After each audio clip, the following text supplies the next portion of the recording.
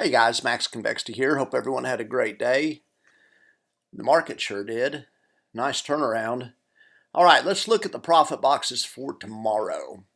We'll start with QQQY. These guys sold 160 contracts, the 17,850 level for $81. So you subtract 81 from 850 and you get 769. So we need to close between 769 and 850 tomorrow on the NASDAQ. Closer to 850, the better.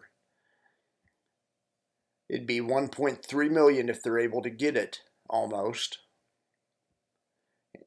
And they've been going for that much other times. The premium's kind of low. The premium's kind of disappointing. Only 80 points. The market makers aren't worried about this market. It's the same thing I was saying yesterday. This thing's going up. We'll finish Friday on the new high. Just a guess. All right. 45 basis point capture. It would bring these guys to 6 cents positive on the month.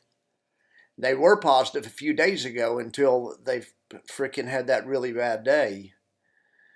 So 3.7 million, that's bad. I updated this also. This is on 85 cents, which is the same pace as last month.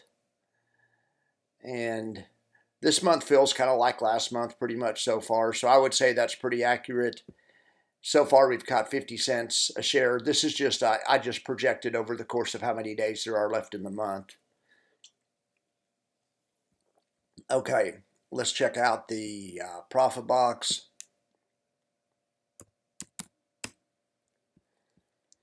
Look at this, closed outside of the Bollinger Bands too. And on the highs of the day, that's bullish. I say probably a new high by Friday. Or if not sooner, maybe by tomorrow in the NASDAQ, but who knows? Maybe not. There's some numbers coming out in the morning that could certainly derail us. If we lose 5,000 in the S&P, then we'll probably go down and test 49.40 again, maybe go lower. All right, well, let's look over here at some more profit boxes.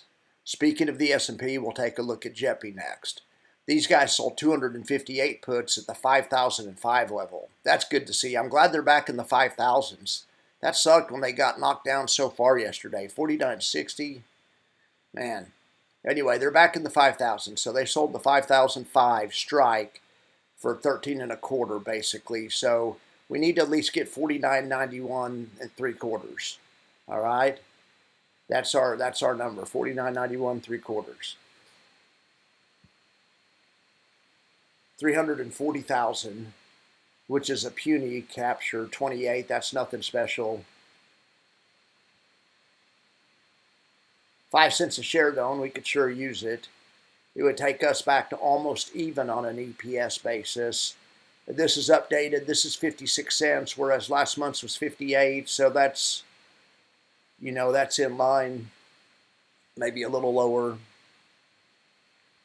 Let's check out the profit box.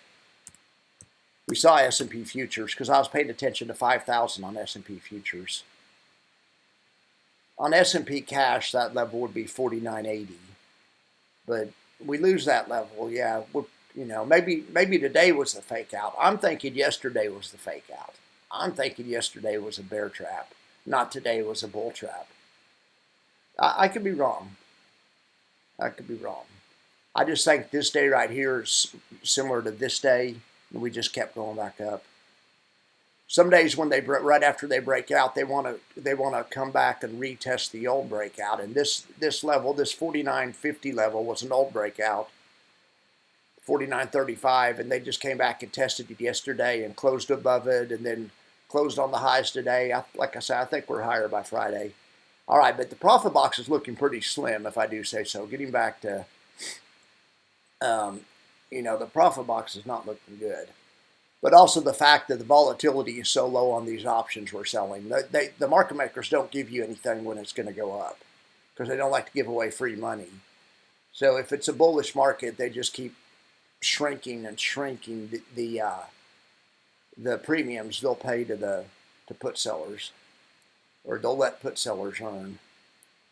All right, so let's check out IWMY. These guys had a really small premium also. Look, I mean, 16 points. I mean, I guess it could be 11 or 12 like it was a few days ago. So I guess it's still elevated to compared to a few days ago in this index. And that makes sense. This index is definitely the most volatile of the three of them. So these guys sold 574 puts at the 2020 level for 16 bucks. So you have to subtract those two numbers. You get 2004. So 2004 is the magic number. That's what we're looking for. We'd rather have 2020, but we'll take 2004. We're going for a kind of unimpressive 920,000. Still be underwater, 13 cents a share.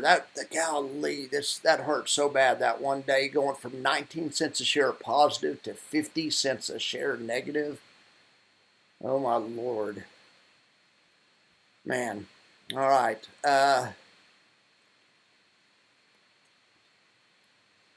Let's take a look over here at the profit box on the Russell, which corresponds with the IWMY, of course.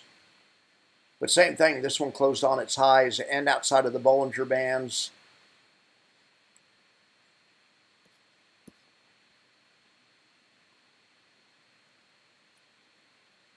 Profit box is looking all right. Not as good as this profit box and not as good as this profit box. We should have known it was going down because this profit, they paid us a gigantic premium for that one. Whenever it just starts going up all the time, they just keep paying puny premiums like this one. That's a real slim-looking profit box. That's a real slim-looking profit box. You need it to go down every once in a while to reset your premiums a little higher, but yeah, but you don't want to get killed to the tune of $3.7 million when it doesn't. I can't believe that. Or 3.9 million. That's almost got to be an error. There's no way it went from 19 positive to 50 negative. But I guess all it needed was, yeah, I guess that's right. My goodness. All right, well, the good news is the 90% estimate, projected over a month is right around $1.25, which is within a nickel of where it was last time. So that's looking good. Let's look at this. Let's look at these different charts that I made.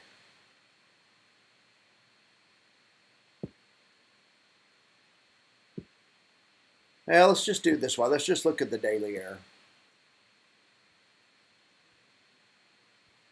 All right. So, Tesla had a good day, up 2.1%, benchmark up, 2.5%, that's fine. That's fine. It's doing all right on the 5-day also. It's getting a little more than half. Quite a bit more than half. That's pretty good. NVIDIA, nice day there. It got about 2/3 of the upside. Coney's killing it. 10% up day today. Holy cow. I saw some people talking about Coney in Discord, and now I know why. I mean, granted, Coinbase was up 14% today. My goodness, that's crazy. That is crazy. All right, OARC outperformed the underlying. That was great. AMZ pretty much just right in line, almost outperformed the underlying. Good job, OARC. Good job, AMZ. Aptly is, that's fine. It actually not. It underperformed a little bit. I don't know what's going on, but it wasn't that much. It wasn't that big of a move. 60 basis points, no big deal, but it did underperform. All right, AMD performed, they got about a little more than half the upside. That's about what you'd expect. Good job, AMD. TSLP got a lot of upside. I think more than TSLY. Yeah. TSLP, just to remind people that don't listen to me every day, TSLP uses monthly options. Monthly options provide less buffer. So when the stock's going up, it's a benefit because you don't want buffer when the stock's going up. You want to perform right up to the underlying. When the stock's going down is when you need buffer. But monthlies don't give you much buffer on the way down, which is the bad thing. But you get a lot of upside with them. Tesla does weeklies, in weeklies and dailies, the shorter time frame you go, especially dailies give you a ton of buffer.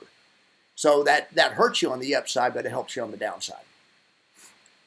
All right. And it's not a huge difference, 2.1 to 2.3, but it's about what you'd expect. All right. MRNY. See what they did. They outperformed the underlying. Good job, MRNY. MSFO outperformed the underlying too. These yield max stocks are doing good. Or ETFs, I should say. PP got about 20% less, but that's fine. That's good. A lot of upside. FBY got a lot of upside, about 80% of the upside there. That's good. DISO outperformed. And they were the bright spot yesterday, too. That's why they were in green. Good job, DISO. DISO's killing it. All right, so what do we have here? Infly, that's about what you'd expect. They got about 2/3 of the upside. Sky almost outperformed. That's good. Sky's doing well. GUI, for once. GUI's been kind of not doing that great lately. GUI actually outperformed today. XOMO. That's nothing. That's good job, XOMO. All right, Goop. Goop outperformed the underlying. Nice job. MSFY, and that's about what you'd expect, about 2/3. That's your standard buffer. Standard buffer.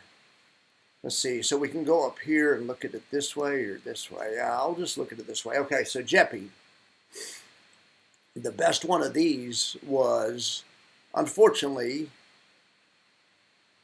looks like XYLD was the worst. It was the best yesterday. JEPY wasn't great. Had too much buffer. You don't want that much buffer on the upside. iSpy looked really nice, though. All right, over here in the NASDAQ, what do we got over here? Let's see. Well, the first thing we have to do, I need to figure out a way to automate this. We have to go see what the FEPI's benchmark was up. FEPI's benchmark was up 1.76%. So then I got to go over here.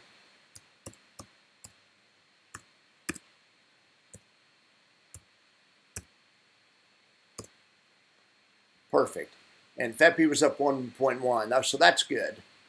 That's good. All these QQQIs looking funny. There's something wrong with their quotes. They aren't very liquid. One of my subscribers called it to my attention.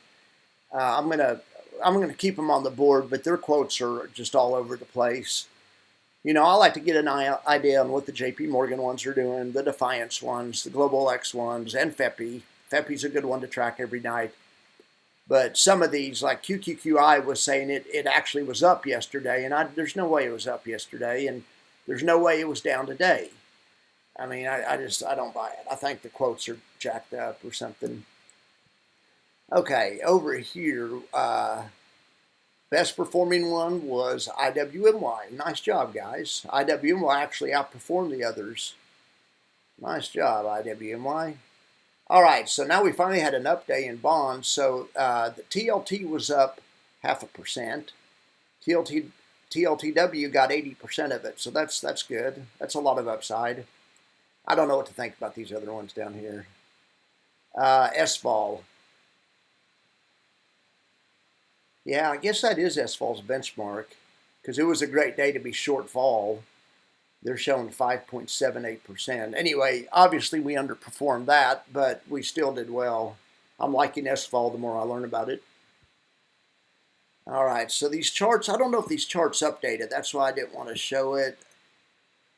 I don't know how often they update.